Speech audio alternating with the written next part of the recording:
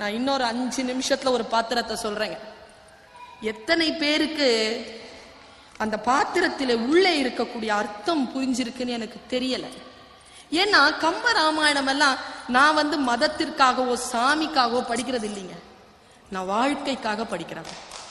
வாழ்க்கைக்காக. ஒவ்வொரு பாத்திரங்களும் நமக்கு வாழ்க்கைக்கு வழிகாட்டக்கூடிய பாத்திரங்கள். நான் வியந்து பார்க்கிற ஒரு பாத்திரம் எது தெரியுமா? பெண்ணா நான் ரொம்ப வியக்கிற பாத்திரம் மண்டோதரி. மண்டோதரிங்க அந்த ஒரு பெரிய ஆம்பளைக்கு பொண்டாட்டியா சேர்ந்தா. ஒரு தலை இருக்கிறவனுக்கு கல்யாணம் பண்ணாலே அவன் நடு ரோட்ல நிக்கிறா. இவனுக்கு 10 தலை. ஒரு அன்பான வார்த்தையும் பேசல. சீதை பத்தி என்னைக்கு அந்த கேட்ட நங்கைய அவன் மறக்கலையும் அன்னிலேருந்து அவன் புருஷன் அவன் கிட்ட இல்ல. ஆனா மண்டோதரி பாருங்களேன், இந்த இடத்துல நான் சொல்லி நிறுத்துறேன். கண்ணகி இருக்கால, அவ இந்த சின்ன பிள்ளை தானே. அவளுக்கும் 24 வயசு தாங்க. மதுரை எரிக்கும் போது புருஷன் இல்லாம போகும்போது, கல்யாணம் பண்ணும்போது 12 வயசு, 12 வயசுல போயிட்டான். 24 வயசுல தான் வந்தான். ஒரு 2 மாசம் கூட இல்ல போயிட்டான். இவள் இதாங்க கண்ணகி. கண்ணகிக்கு எதுங்க கொடுத்துச்சு தைரியம்? பெட்பு. தன் கணவன் மீது வைத்திருந்த அந்த பெரு விருப்பம் இருக்குல்ல, அதாங்க தைரியம். ஒரு பெண்ணிற்கான அடிப்படைங்க. நீங்க என்ன நினைக்கிறீங்க? கோவலனை கொன்றது எது? கோவலனுடைய தீவினையா ஊழ்வினையா? கிடையாது. கோவலனை கொன்றது கோவலனின் தீவினை கிடையாது. கோவலனை கொன்றது கண்ணகியின் நேர்மை. ராவணனை கொன்றது ராவணனின் தீவினை கிடையாது. ராவணனை சாய்த்தது மண்டோதரியின் கற்பு. மண்டோதரி கற்பின் கனலையா அப்படி நிக்கிறாங்க. அவ அப்படி படுத்து நிக்கிறா. அனுமன் பார்த்தான், சீதை அப்படின்னு இறங்கிட்டான், லேண்ட் ஆயிட்டான். கீழே லேண்ட் ஆயிட்டான். இது சீதையா தான் இருக்கணும்னு. ஒரே ஒரு வித்தியாசத்துலதான் இவ சீத்தை இல்லைன்னு சொன்னா. என்னன்னா, இவ்வளவு நிம்மதியா தூங்கி இருக்க மாட்டான் சீத்தை. அதனால இவ சீத்தை இல்லை. மண்டோதரியை சீத்தை என்று நினைத்தான் அனுமன். அந்த பெண்மைங்கிறது இந்த பாருங்களேன், எல்லாரும் சொல்லுவாங்க தாயா தாரமான்னு கேட்பாங்கல்ல. இந்த பெண்மையில 2 விதம் இருக்குங்க. அவ பல டைமென்ஷன் எடுத்துக்கிட்டே வருவா. அம்மா, மனைவி, மகள், தங்கை, தோழி, காதலி, இப்படி நிறைய முகங்கள் இருக்கு அவகிட்ட. என்ன கேட்டீங்கன்னா, எல்லா இடங்களிலும் ஒவ்வொரு சக்தி நிலை வேலை செஞ்சுக்கிட்டே இருக்கும். பெண்மையினுடைய உச்சம் வேலை செய்யற இடம் எது தெரியுமா? அந்த மனைவியா இருக்கிற அந்த தருணம் தான். ரொம்ப உச்சமான நிலை. எங்க அம்மா கூட கேட்டாங்க, அம்மா தான் பெரியவ, என்ன மனைவி பெரியவங்கிற நீ? நான் சொன்னேன், இப்போ உங்க பையனுக்கு உடம்பு சரியில்லை, உங்க புருஷனுக்கு உடம்பு சரியில்லை, நீங்க யாரை பாப்பீங்கன்னு கேட்டேன். பையனுக்கு தான் கல்யாணம் ஆயிடுச்சே, அவன் பொண்டாட்டி பார்த்துப்பா, என் புருஷனுக்கு வேற யாருக்கா? நான் உங்க அப்பாவை தான் பார்ப்பேன் நாங்க அம்மா. அதான் உண்மை. தாலி கொடிக்காக 1000 தொப்புள் கொடிகளை தியாகம் செய்வாங்க பெண். அது பெண்மையினுடைய உச்சம். அது இந்திரஜித்தன் செத்து கிடக்குறான். அது ராமலிங்க அண்ணா எப்படி சொல்வாரு, நான் ருசிச்சு கேட்டிருக்கேன். இந்திரஜித்தன் செத்து கிடக்குறான். இந்திரஜித்தனை பாக்குறான் அந்த தாய். பார்த்து, ஐயோ மகனே, அப்படியே விழுந்தாளாம். மேல எப்படி விழுந்தானா, ஒரு மலை இருந்தது, அந்த மலையில ஒரு மயில் மோதுற மாதிரி மோதி விழுந்தாளாம் கீழே. விழுந்து பையனை பத்தி தானே பாடணும், பையனை பத்தி சொல்லிட்டா. பாடிக்கிட்டே கடைசி எங்க தெரியுமா நிறுத்தினா, அரக்கர்த்தம் பறவையெல்லாம் வெஞ்சின மனிதர்க்குள்ள வெகுண்டதே மீண்டதில்லை. அஞ்சினேன் அஞ்சினேன் அச்சீதை எனும் அமுதால் செய்த நஞ்சினால் நாளை இலங்கை வேந்தன் இத்தகைய நன்றோன். அங்க கூட புருஷனை பத்தி தான் கவலைப்பட்டான். சரி, இப்ப புருஷன் விழுந்து கிடக்குறான். நான் இந்த செய்தியோட நான் இப்படி நிறுத்துறேன். அங்க கிடக்குறாங்க. அண்ணா சொல்லி கேட்கணும், அந்த இசை குரல் அவருக்கு ஆசீர்வதிக்கப்பட்ட குரல். அப்படி இசையா அவர் சொல்லும் பொழுது நான் நேரா போர்க்களத்துல தான் நிப்பேன். அப்படி கிடக்குறான். எவ்வளவு பெரிய உருவங்க அப்படி கிடக்குது. ஓடி மேல விழுந்து எப்படி விழுந்தான்னா, தரங்க நீர் வேலையில் தடித்து விழுந்தன. தரங்கம்னா மின்னல், கடல், நீர்வேல். அந்த நீர்ல தரங்கம்னா கடல். அப்படி நிக்கிற மாதிரி அந்த மின்னல் விழுந்த மாதிரி, கடல்ல மின்னல் விழுந்த மாதிரி விழுந்தாலாம். இப்ப பாருங்களேன், பையனோட மோதும் போது மலையில மயில் மோதுச்சு.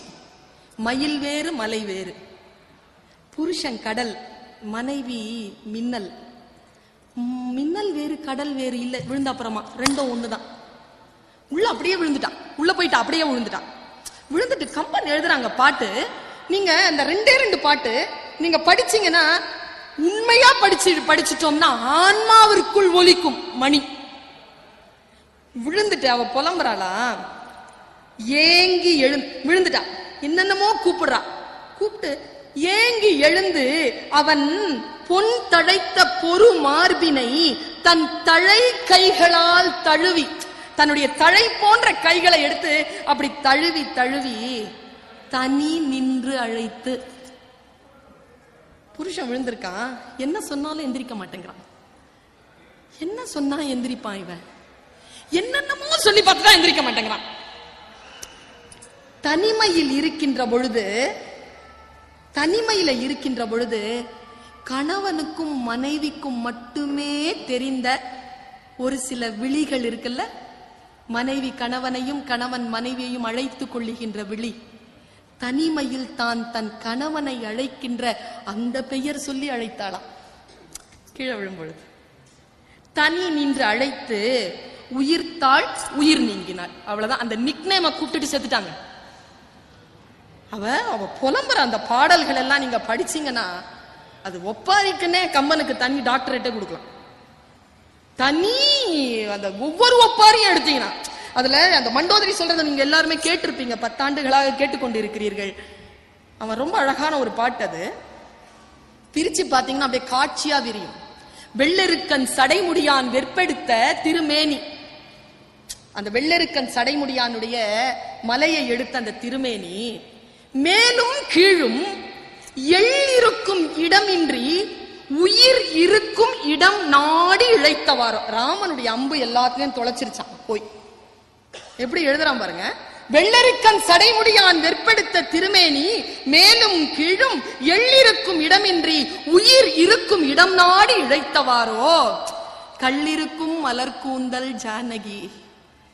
எனக்கு மலர் போயிருச்சு, என் மலர் போயிருச்சு, என் கூந்தல்ல இனி மலர் இல்லை. ஆனா ராமன் உயிரோட இருக்கிறான், சீதா உயிரோட இருக்கிறான். சீதைக்கு தலையில பூ வச்சுக்கிற அனுமதி உண்டு. அவன் அங்க புலம்புறா பாருங்க. கள்ளிருக்கும் மலர் கூந்தல் ஜானகியை மனச்சிறையில் கறந்த காதல் உள்ளிருக்கும் என நினைந்து உடற்புகுந்து தடவியதோ ஒருவன் வாழி. அப்படி போய் தேடிச்சா, என் புருஷனுடைய உயிரை தேடிச்சா, ஜானகியினுடைய ஆசை இங்க எங்க இருக்கு எங்க இருக்கு எங்க இருக்குன்னு தேடிச்சா.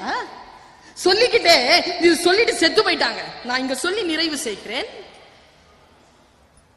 இப்போ ராவணன் செத்துட்டான், மண்டோதரியும் செத்துட்டான். இப்ப கதை முடிஞ்சது. அடுத்தது மகுடாபிஷேகம். அவங்க போறாங்க. பெண்மையினுடைய உச்சமாக ஒரு விஷயம் ஆண்களுக்கும் பெண்களுக்குமாக இருக்கக்கூடிய இந்த அவைக்கு சொல்கிறேன். எவ்வளவுதான் ஆண் திணவெடுத்து வெளியில் சுற்றினாலும் கற்புக்கரசியான ஒரு பெண் வீட்டில் இருந்தால் அந்த ஆணினுடைய இறுதி அந்த பெண்ணினுடைய காலடியில் தான் வந்து விழும். இயற்கை இதை தவிர்த்து வேற வாய்ப்பையே தந்த இல்லை. பெண்மையினுடைய உச்சத்தை சொல்கிறேன். ராவணன் செத்து போயிட்டான், நீர்க்கடன் செய்கிறார்கள். கம்பன் ஒரு பாத்திரத்தை மிக சிறப்பான முறையில் படைத்து அந்த பாத்திரத்தின் உச்சத்திலே பெண்மையை வெற்றி பெற செய்திருக்கிறான் என்றால் அது மண்டோதரியின் பாத்திரம். மண்டோதரி கீழே விழுந்து கிடக்கிறாள். முதல்ல யாருக்கு தெரியுமா கிரியை பண்ணாங்க? ராவணனுக்கு பண்ணாங்களா மண்டோதரிக்கு பண்ணாங்களா? முதல்ல கிரியை பண்ணது, முதல்ல கொண்டு போய் புதைச்சது, முதல்ல கொண்டு போய் எரிச்சது மண்டோதரியத்தான். மண்டோதரிய புதைச்சிட்டாங்களா, எரிச்சிட்டாங்க. எரிச்ச அந்த இடம் இருக்கு. மக்களே, கணவன் இறந்த இடத்தில் மனைவியை எரிப்பதும் கணவன் இருக்கின்ற பொழுதே மனைவி போய் விழுந்து இறப்பதும் தான் மரபு இல்லையா? இங்க கம்பன் உச்ச நிலையில் எங்கே நின்று செலுத்துகிறான் பாருங்கள் பெண்மையினுடைய அந்த தன்மையை, அந்த சூட்சும கலையை.